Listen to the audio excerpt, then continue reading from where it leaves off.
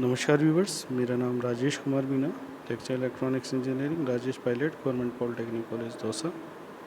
Viewers, आज हम board of technical education Rajasthan के इलेक्ट्रॉनिक्स इंजीनियरिंग के सेकेंड ईयर के EL 206 wave propagation communication engineering में जो सिलेबस में जो मेंशन्ड है, उसमें जो चैप्टर नंबर 3 है एंटीनास, उसमें टाइप्स ऑफ एंटीनास दिए हुए हैं। उन टाइप्स ऑफ एंटीनास में से एक एंटीना है log periodic antenna.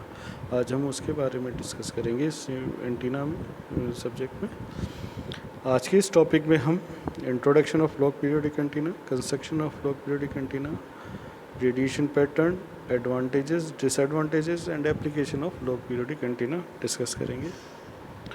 Basically log periodic antenna क्या होता है कि एक लॉग पीरियोडिक एंटीना सबसे पहले तो एंटीना अरे है, यानी इसमें डाइपोल नंबर ऑफ डाइपोल्स हम यूज़ करते हैं ताकि हमारे डायरेक्टिविटी और बैंडविड्थ इंक्रीज़ हो सके, या डिज़ायर्ड डायरेक्टिविटी और डिज़ायर्ड गेन हम पा सकें, अचीव कर सकें। तो बेसिकली हम ये जो लॉग पीरियोडिक एंटीना है ये एक टाइप का अरे है। सेकंड थिंग ये है कि जो लॉग पीरियोडिक एंटीना है वो हमारे जो यागी-उडा एंटीना था उसी की तरह सिमिलर इसकी वर्किंग है। तो सबसे पहले तो एक लॉग, अगर हम इसकी डेफिनेशन की बात करें तो एक log periodic antenna is a broadband multi element, यानी एक से ज़्यादा एलिमेंट इसमें यूज़ होंगे। डायरेक्शनल एंटीना भी है, नॉन डायरेक्शनल एंटीना या बाई डायरेक्शनल एंटीना भी हम इसको यूज़ कर सकते हैं। तो डायरेक्शनल है, और उसके अलावा नैरो बीम एंटीना है। नैरो बीम एंटीना यानी इसकी बीम विड्थ है वो नैरो है, and that has impedance and radiation characteristic that are regularly repetitive as logarithmic function of excitation frequency. तो जो एक्साइटेशन फ्रीक्वेंसी है, अब ये एक्साइटेशन फ्रीक्वेंसी क्या होगी? एक्साइटेशन फ्रीक्वेंसी होती है जो फ्रीक्वेंसी हम एंटीना को फीड करते हैं, वो एक्साइटेशन फ्रीक्वेंसी होती है। तो जो इसका कैरेक्टरिस्टिक रेडिएशन कैरेक्टरिस्टिक्स या रेडिएशन पैटर्न और इम्पिडेंस, वो दोनों ही चीज़ जो एक्साइटेशन फ्रीक्वेंसी है उसका लॉगरिथमिक फंक्शन होता है, इसलिए हम इसको लॉग पीरियोडिक एंटीना बोलते हैं।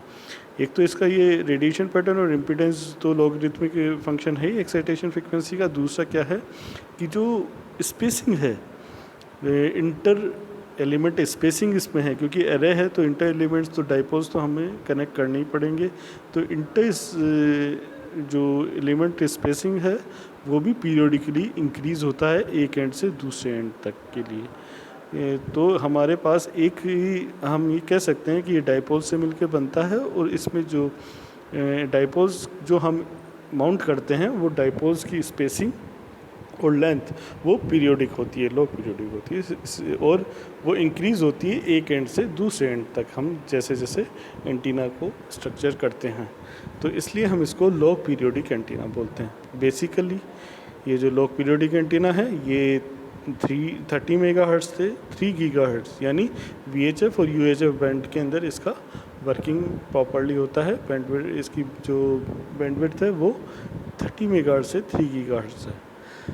और इसको जो यूज़ करने के लिए जो की पॉइंट्स हम बोल सकते हैं या की कैरेक्टरिस्टिक्स जो है वो है कि हाई बैंडविड्थ होती है और मॉडरेट डायरेक्टिविटी होती है। आप हाई बैंडविड्थ देख सकते हैं 3 गीगाहर्ट्ज़ तक, 30 मेगाहर्ट्ज़ से 3 गीगाहर्ट्ज़ तक का फ्रिक्वेंसी रेंज इसका होता है, तो इसलिए हम इसकी हाई बैंडविड्थ बोलते हैं। डायरेक्टिविटी भी इसकी मॉडरेट सी होती है, ना तो बहुत ज़्यादा अच्छी होती है ना बहुत ज़्यादा कम होती है, ऑप्टिमम मॉडरेट डायरेक्टिविटी होती है, इसलिए हम इस लॉग पीरियोडिक एंटीना को यूज़ करते हैं।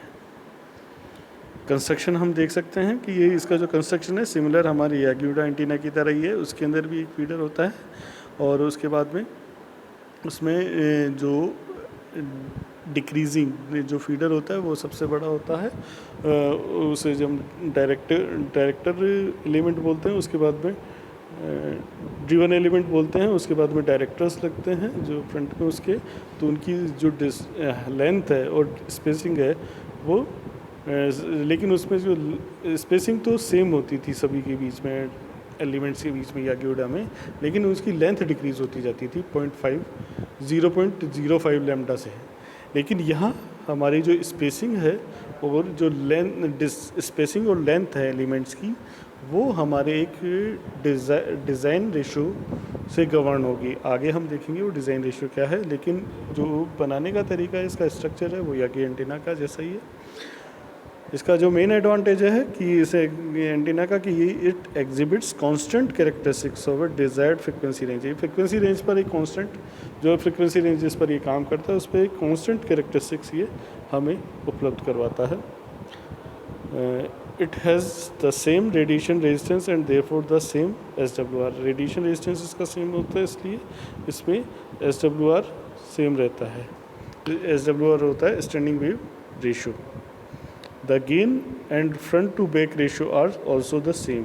इसमें जो गेन होता है वो और फ्रंट टू बैक रेशो भी इसमें सेम रहता है। जितना फ्रंट के अंदर रेडिएशन पैटर्न है उतना ही बैक के अंदर इसका रेडिएशन पैटर्न है, अगर हम इसको बाई डायरेक्शनल एंटीना की तरह यूज़ कर रहे हैं तो।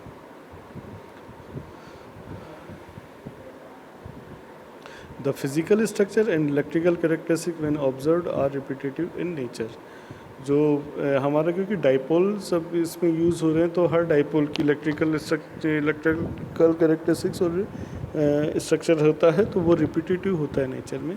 तो वो हमारे हर डाइपोल का की ही तरह इसका एक इंडिविजुअल से और एक ओवरऑल तक रिपीटेटिव नेचर बनता है।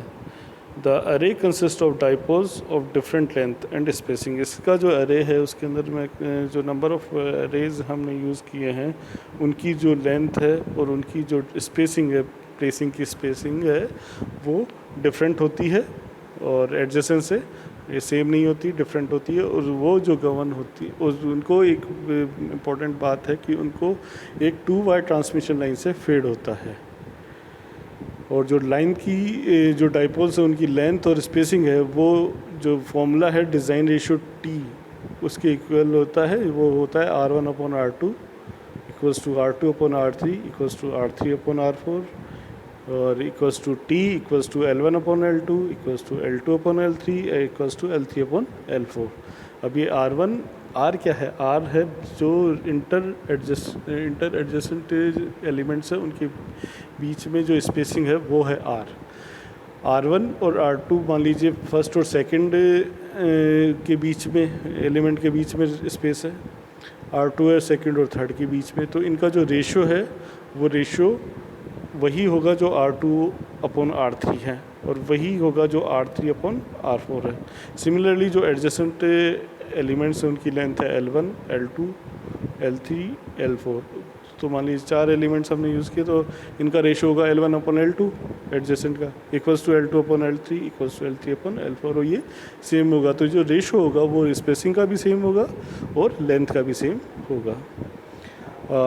ये जो स्ट्रक्चर जो बन के आता है, इस स्ट्रक्चर की वजह से इसकी जो गेन है, डायरेक्टिव गेन है, वो थोड़ा सा मॉडरेट होता है, लो टू मॉडरेट हमारा होता है। लेकिन ये इसका जो रेडिएशन पैटर्न होता है ये यूनिडायरेक्शनल भी हो सकता है और बाई डायरेक्शनल भी हम रख सकते हैं।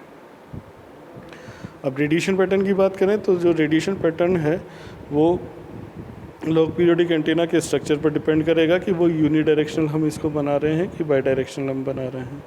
For unidirectional log periodic antenna, the radiation pattern towards shorter element is of considerable amount, whereas in forward direction it is small और जीरो। बेसिकली हमारा जो फीड से और एक एक्सट्रीम से दूसरे एक्सट्रीम तक जो लेंथ होती है एलिमेंट्स की वो डिक्रीज़ होती जाती है। तो हमारे यूनिडायरेक्शनल लॉग पीरियोडिक एंटीना के अंदर जो शॉर्टर एलिमेंट है, शॉर्टर लेंथ का जो एलिमेंट है, उसकी तरफ हमारा मैक्सिमम पावर कंसंट्रेशन होगा, रेडिएशन पैटर्न होगा। ठीक है, तो वहाँ हम उसके लिए हम ये देख सकते हैं कि ये जो रेडिएशन पैटर्न के अंदर अपन देखा है कि यूनिडायरेक्शनल है लॉग पीरियोडिक का, तो 0 से 180 डिग्री के जो एक्सिस है, जीरो एक्सिस है, उससे अबव ये सारा पावर कंसंट्रेशन है। बिलो इसकी कोई पावर कंसंट्रेशन नहीं है, छोटा मोटा जो है वो थोड़ा सा बैक पावर है। और ये बैक पावर किसी वजह से होता है माइनॉरिटी लोब्स की वजह से, जो माइनर लोब्स, स्मॉल लोब्स जो इसमें प्रेजेंट होते हैं उनकी वजह से। तो ये basically unidirectional log periodic antenna का रेडिएशन पैटर्न है।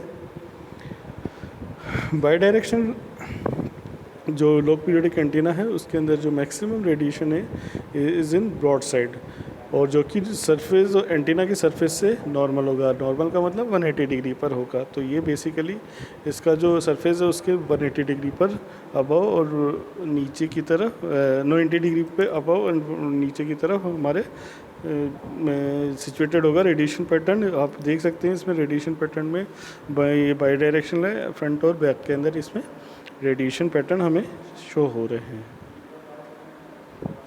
एडवांटेजेस अगर हम बात करें तो जो एंटीना की डिज़ाइन है वो कॉम्पैक्ट है, और इसमें जो गेन और रेडिएशन पैटर्न है वो वेरी कर सकते हैं अकॉर्डिंग टू द रिक्वायरमेंट, क्योंकि जो गेन और रेडिएशन पैटर्न है ये फैक्टर डिपेंड करते हैं डाइपोल्स, नंबर ऑफ डाइपोल्स पे। जितने हमने एलिमेंट्स लगाए हैं उनके ऊपर अगर हम वो इंक्रीज़ या डिक्रीज़ करते हैं तो गेन और रेडिएशन पैटर्न को हम वेरी करवा सकते हैं। एडवांटेजेस हैं कि ये एक्सटर्नल माउंट होगा, क्योंकि इसका स्ट्रक्चर का जो साइज़ है वो बड़ा होता है, तो इसे हम इंटरनली माउंट नहीं कर सकते, इन्हें हम एक्सटर्नली ही माउंट करेंगे। और इंस्टॉलेशन कॉस्ट इज़ हाई, क्योंकि हमारे जो एलिमेंट्स हैं जो डिज़ायर्ड गेन और बैंडविड्थ के लिए जो एलिमेंट्स लगेंगे उसकी जो है जो रिक्वायरमेंट ऑफ डाइपोल्स है वो इंक्रीज़ हो सकती हैं, ज़्यादा भी होती हैं। तो उस केस के अंदर फिर हमें इसे जो मैं लगाना है वो कॉस्टिंग इसकी हाई हो जाती है। स्ट्रक्चर बनाने के लिए और लगाने की कॉस्टिंग हाई हो जाती है, क्योंकि नंबर ऑफ़ एलिमेंट्स हमारे इंक्रीज़ हो जाते हैं और वो साइज़ भी बड़ी होती है फ्रीक्वेंसी के हिसाब से। तो उस लेंथ और स्पेसिंग और इन सब को कंसिडरेशन करते हुए हम देखेंगे स्ट्रक्चर बनाएंगे तो वो जो रेंज है वो कॉस्ट वाइज हाई चली जाती है, इसलिए इंस्टॉलेशन कॉस्ट भी इसका हाई होता है। एप्लीकेशन बेसिकली ये 30 मेगाहर्ट्ज़ से 3 गीगाहर्ट्ज़ तक की फ्रीक्वेंसी के लिए यूज़ होता है, तो हाई फ्रीक्वेंसी कम्युनिकेशन में हम इसको यूज़ करेंगे, और पर्टिकुलरली तो टीवी रिसेप्शन में इसका बहुत ज़्यादा यूज़ होता है। इसके अलावा ओवरऑल जितना भी हाई फ्रीक्वेंसी बैंड के अंदर जो मॉनिटरिंग का काम है तो हम इसको उसके लिए इसको यूज़ कर सकते हैं, क्योंकि इसका जो फीचर है वो हाई बैंडविड्थ है और मॉडरेट डायरेक्टिविटी है, तो इसलिए हम इसकी बैंडविड्थ की जो कंसिडरेशन है इस वजह से उस कंसिडरेशन की वजह से हम इसे हाई फ्रीक्वेंसी बैंड्स के अंदर यूज़ करते हैं।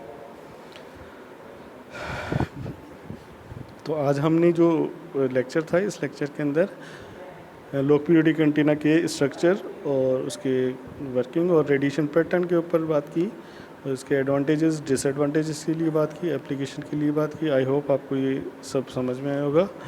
अगले नेक्स्ट जो एंटीना के को लेकर हम अगले वीडियो में फिर से प्रस्तुत होंगे। धन्यवाद।